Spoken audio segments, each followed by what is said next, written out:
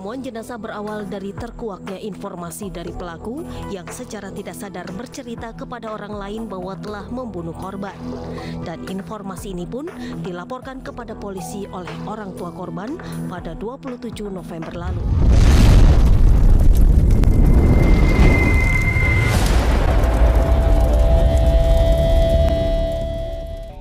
Kisah pembunuhan kejam seorang remaja lelaki berusia 17 tahun yang bernama Arya Gading Ramadan ini berlaku pada tahun 2021 bertempat di Tarakan, Indonesia.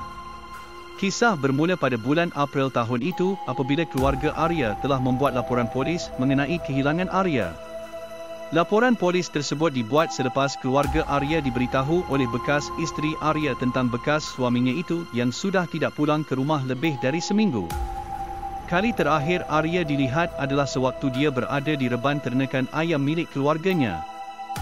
Motosikal yang ditunggang Arya juga didapati masih berada di kawasan reban ayam tersebut. Biarpun pihak polis sudah berusaha sebaik yang mungkin untuk mencari Arya, semua itu tidak membuahkan sebarang hasil. Tiada sebarang petunjuk atau bukti penting yang dapat ditemui.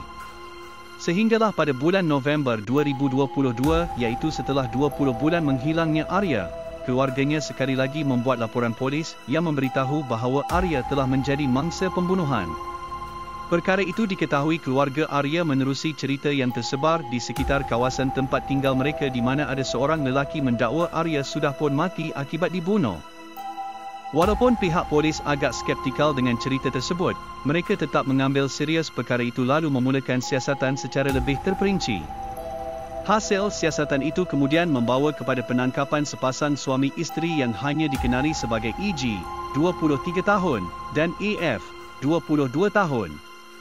Si suami iaitu EG merupakan sepupu kepada Arya. Seorang lagi yang ditangkap adalah MN, 45 tahun, rakan kepada EG. Sewaktu sesi soal siasat, EG pada mulanya menafikan mengenai sebarang penglibatannya dalam kes kehilangan Arya. Cuma sesudah ditekan oleh pihak polis secara berterusan, EG akhirnya mengaku sebagai pembunuh sepupunya itu. Berdasarkan pengakuan daripada EG tersebut, pihak polis berjaya mengesan mayat Arya yang telah dibuang di kawasan kebun nanas terletak tidak jauh dari reban ayam berkenaan. Apakah motif pembunuhan EG? Dia pada mulanya telah menggelapkan wang perusahaan jualan ketam milik bapanya dengan tujuan dijadikan sebagai modal untuk berjudi secara dalam talian. Walau bagaimanapun, EG telah kalah teruk dalam perjudian tersebut.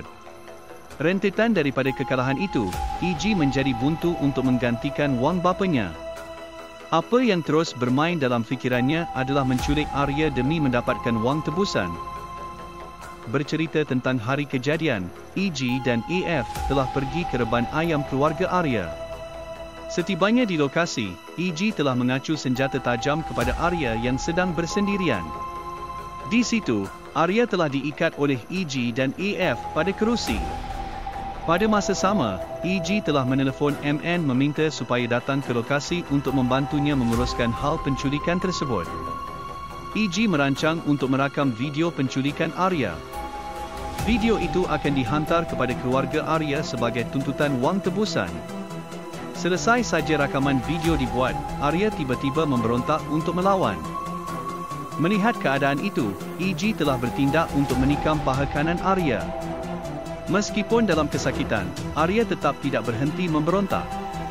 MN yang mula berasa panik telah menghasut EG untuk membunuh Arya kerana dikuatiri remaja tersebut akan membuat laporan polis jika terlepas.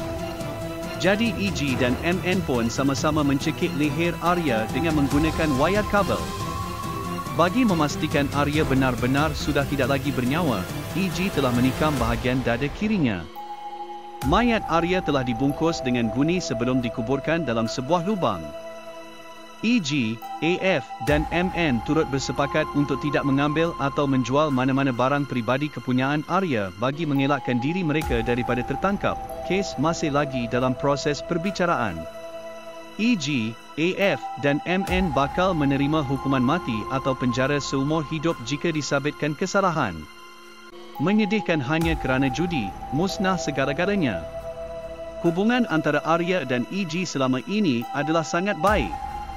Keluarga Arya sendiri bahkan sentiasa mengambil berat tentang EG dan AF hingga ada kalanya mereka memberikan susu untuk anak pasangan tersebut.